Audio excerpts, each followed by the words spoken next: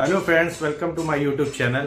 तो दोस्तों, आज आपके लिए नया इमिटेशन ज्वेलरी में नया प्रोडक्ट लेके आए हैं। बड़े ध्यान से देखिएगा, वीडियो स्किप मत करिएगा। चलिए बिना टाइम वेस्ट किए हुए स्टार्ट।